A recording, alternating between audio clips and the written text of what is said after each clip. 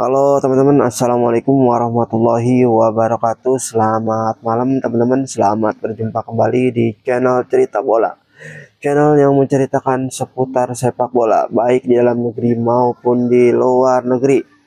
Oke teman-teman, cerita kali ini datang dari dalam negeri. Terkuak kenapa Sintayong dipecat dari pelatih timnas Indonesia. PSSI memecatnya karena Sintayong terdapat ketidakselarasan bersama pemain naturalisasi. Sebelum melawan tim nasional Bahrain, pemain naturalisasi dan pelatih Sintayong sudah tidak selaras dengan taktik yang dimainkan oleh Sintayong. Pemain naturalisasi ini tidak selaras dengan taktik yang dimainkan oleh Sintayong, sehingga terjadilah perpecahan antara pelatih dan pemain. Waktu itu yang berkumpul adalah Jai Ides, Om Haye, Sandiwas dan lain-lain. Pemain naturalisasi ini mendatangi pelatih Sintayong supaya begini taktiknya, dan Sintayong merasa tidak puas karena harga dirinya sebagai pelatih tidak dihargai teman-teman. Dari situlah keretakan mulai terjadi sebelum melawan China, dan setelah itu kita bertanding melawan timnas Cina dan akhirnya kita kalah teman-teman dengan skor 2-1. Pada waktu itu Jai Ides diganti oleh Asnawi jadi kapten tim nasional Indonesia, dan Tom Haya dicadangkan. Serta Sandiwas itu diganti juga teman-teman. Jadinya permainannya berantakan waktu itu. Dan akhirnya kita pun kalah dari timnas Cina dengan skor 2-1. Dan seterusnya menjelang melawan Arab Saudi, tim pemain naturalisasi berkumpul nih tanpa Sintayong berkumpul.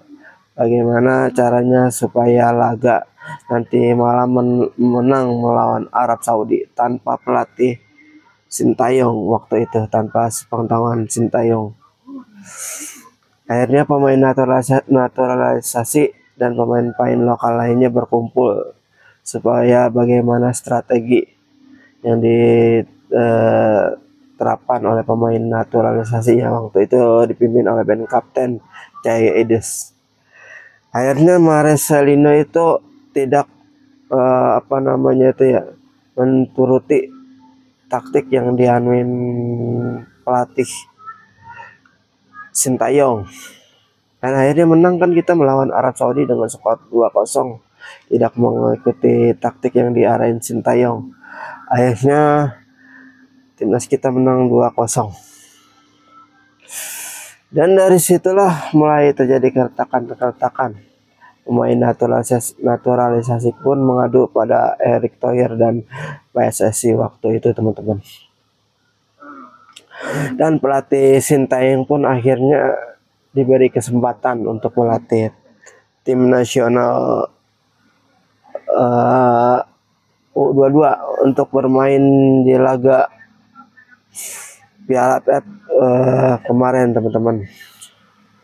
Dan terbukti bahwa tim nasional yang kemarin tidak sampai semifinal teman-teman, sampainya ke pas grup. Dia harus kalah dari Filipina dan Vietnam teman-teman, dan hanya menang 1 kali melawan Myanmar dan seri melawan Laos teman-teman waktu itu. Dan tim nasional Indonesia tidak sampai ke semifinal. Buntut dari itu akhirnya PSSI mengevaluasi pelatih Sintayong teman-teman. Dan kemarin tanggal 6 sekitar hari Senin setelah zuhur PSSI dan Erick Thohir akhirnya rapat untuk memutuskan memecat Sintayong dan mencari pelatih yang berasal dari Belanda. Oke teman-teman, begitulah ceritanya mengapa Sintayong dipecat dari tim nasional Indonesia, karena tidak ada keselarasan antara pemain naturalisasi dengan pelatih Sintayong. Percuma kita menaturalisasi pemain yang bagus-bagus kalau pelatihnya tidak selaras dengan pemain. Pemain naturalisasi dia minta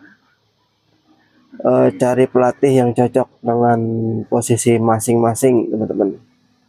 Mungkin nanti setelah datang pelatih baru yang akan datang pada tanggal 11 atau tanggal 12 Januari tahun ini, tahun 2025, nanti akan seperti apa teman-teman dengan pelatih baru dari Belanda. Ya, perkiraan saya sih emang cocok pelatih Belanda karena pemain-pemain naturalisasi ini datangnya emang dari Belanda. Mungkin taktiknya nanti taktik football, teman-teman. Apa namanya itu ya, taktik pemain Belanda yang bertahan dan menyerang, teman-teman. Total football maksudnya. Oke teman-teman, mari kita nantikan siapa pelatih yang akan datang nanti pada tanggal 11 dan 12 Januari mendatang. Nantikan kisah-kisah cerita sepak bola selanjutnya yang ada di channel Cerita Bola, teman-teman. Terima kasih, jangan lupa di like, komen, dan subscribe. Maafkan bila ada kata-kata yang kurang enak didengar atau kata-kata yang salah, karena channel ini channel baru, teman-teman. Channel yang menceritakan seputar sepak bola. Terima kasih, saya akhiri. Wassalamualaikum warahmatullahi wabarakatuh.